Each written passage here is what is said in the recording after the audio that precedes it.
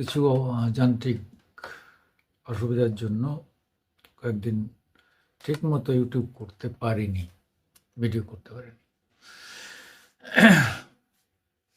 5 August,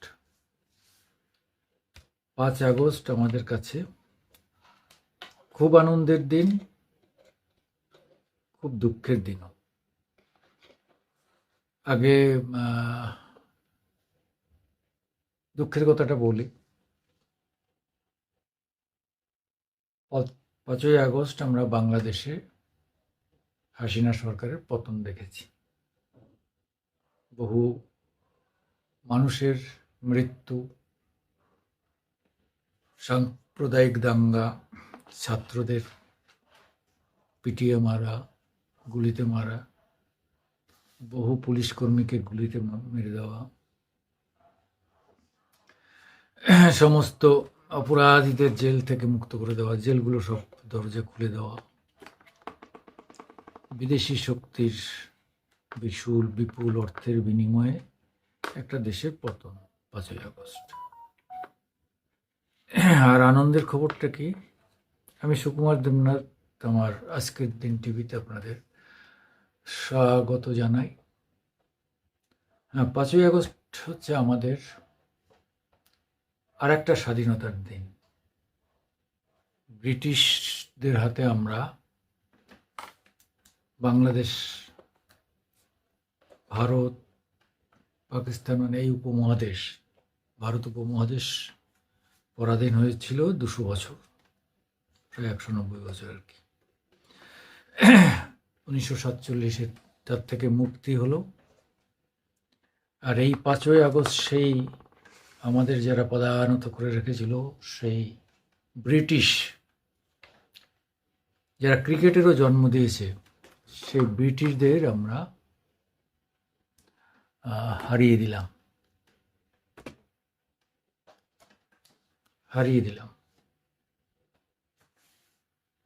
এবং এমনভাবে হারালাম যে আমাদের অনেক অনামী প্লেয়ার যারা এতকাল খুব একটা দারুণ কিছু করেনি, এমন অনেকেই মানে এতে যোগ্যতা দেখিয়েছে।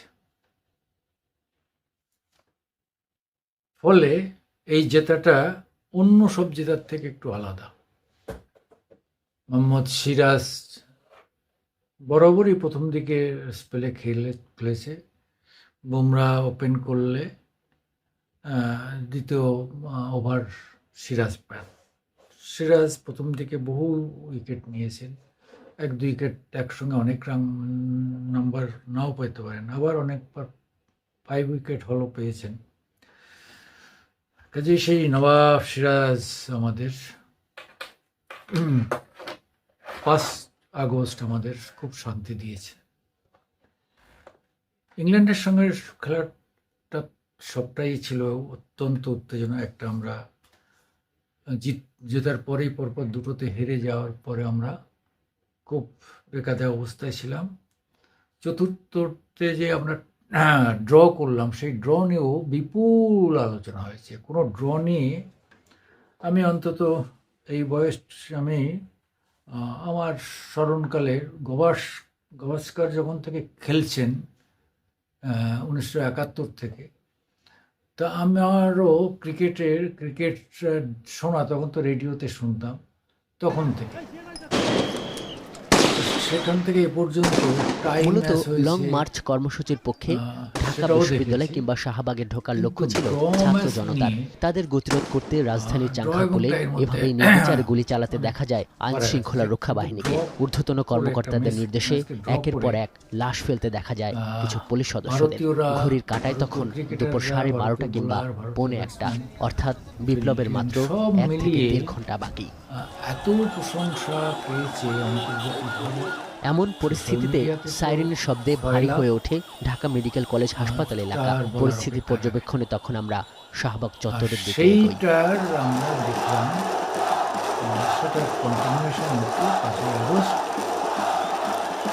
পৌনে 2টা থেকে শাহবাগ চত্বরের পরিস্থিতি পাল্টে যেতে শুরু করে। কারফিউ ভেঙে শহরের বিভিন্ন প্রান্ত থেকে জড়ো হতে থাকে হাজার হাজার ছাত্র জনতা। এই মুহূর্তে আমি আছি উইকেটে শাহবাগ চত্বরে।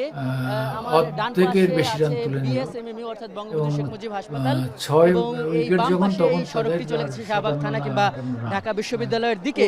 আমরা দেখছি যে এই শাহবাগ চত্বরটি ঘিরে অর্থাৎ মেট্রো রেল স্টেশনের নিচে শিক্ষার্থীরা বা ছাত্র জনতা বিভিন্ন জায়গা থেকে এসে জড়ো হয়েছে এবং আমিও লিখেছি।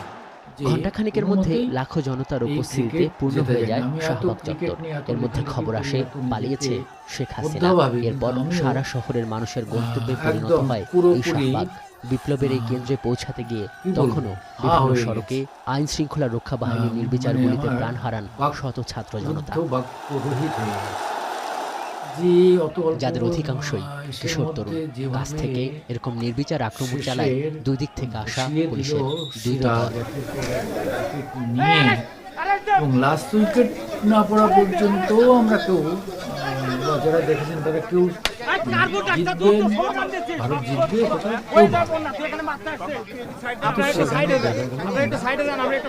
এরপর চলে ধরপাকড়। রিকশা করে শহীদ মিনার হয়ে ঢাকা মেডিকেল কলেজের দিকে যাওয়া এই দুই যুবককে আটক করা হয় শুধুমাত্র রক্ত যখন দিয়েছি, রক্ত আরো দেব বলার কারণে।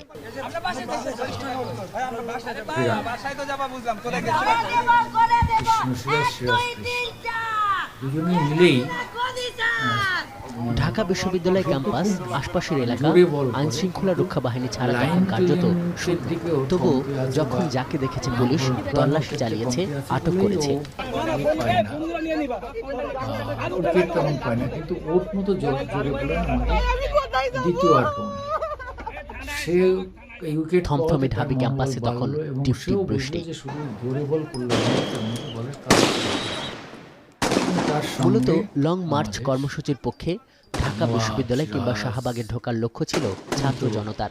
তাদের গতিরোধ করতে রাজধানীর চাংখারপুলে এভাবেই নির্বিচারে গুলি চালাতে দেখা যায় আইন শৃঙ্খলা রক্ষা বাহিনীকে। ঊর্ধ্বতন কর্মকর্তাদের নির্দেশে একের পর এক লাশ ফেলতে দেখা যায় কিছু পুলিশ সদস্যদের।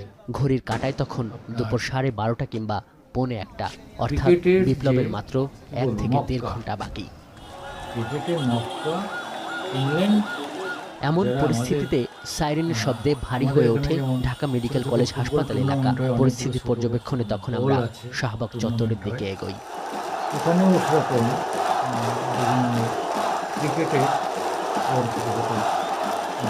পৌনে 2টা থেকে শাহবাগ চত্বরের পরিস্থিতি পাল্টে যেতে শুরু করে। কারফিউ ভেঙে শহরের বিভিন্ন প্রান্ত থেকে জড়ো হতে থাকে হাজার হাজার ছাত্র জনতা।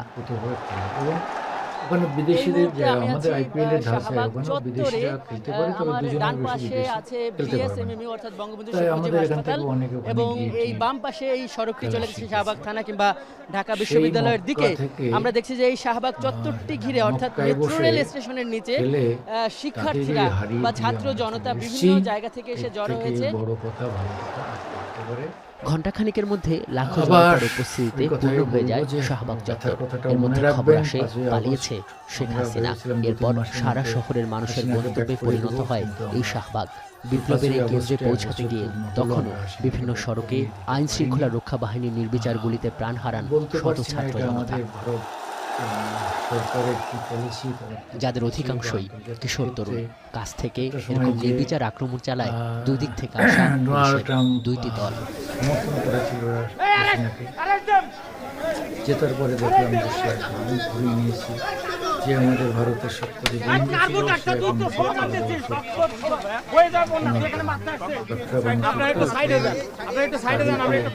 এরপর চলে ধরপাকড়।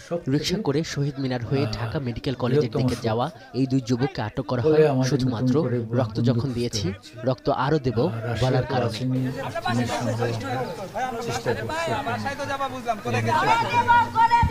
প্রধানমন্ত্রী যাবেন, ঢাকা বিশ্ববিদ্যালয় ক্যাম্পাস, আশপাশের এলাকা আইন শৃঙ্খলা রক্ষা বাহিনী ছাড়া তখন কার্যত শূন্য। তবুও যখন যাকে দেখেছে পুলিশ তল্লাশি চালিয়েছে, আটক করেছে। বলে রাশিয়ার সঙ্গে সম্পর্ক নষ্ট করার জন্য বা তেল কেনার জন্য যে ঝগড়া আমাদের সঙ্গে করলেন, থমথমে ঢাবি ক্যাম্পাসে তখন টিপ টিপ বৃষ্টি। তিনি চীনের দিকে আমাদের রাশিয়া, চীন, ভারত হয়ে গেলে মূলত লং মার্চ বিশ্ব কর্মসূচির বাণিজ্যের সব পক্ষে জায়গায় একটা ঢাকা মাধ্যম বিশ্ববিদ্যালয় কিংবা করা শাহবাগে উচিত, ঢোকার করা লক্ষ্য উচিত। ছিল ছাত্র যাই হোক, জনতা। আজকের তাদের দিনে প্রতিরোধ আপনাদের করতে সবাইকে রাজধানীর স্বাগত চাংখারপুলে জানিয়ে আমি এভাবেই শুধু নির্বিচার মাধ্যমে গুলি চালাতে শুরু দেখা যায় করব। আইন শৃঙ্খলা আমাদের রক্ষা বাহিনীকে। সাবস্ক্রাইব ঊর্ধ্বতন কর্মকর্তাদের নির্দেশে আপনারা একের পর এক একটু লাশ সাহায্য ফেলতে করবেন। দেখা যায় কিছু পুলিশ সদস্যদের। আমরা ঘড়ির কাঁটায় তখন অধিক দুপুর বয়সে 12:30 এইসব কিংবা পৌনে করছি, 1টা, আমরা একটু অর্থাৎ নমস্কার। বিপ্লবের মাত্র 1 থেকে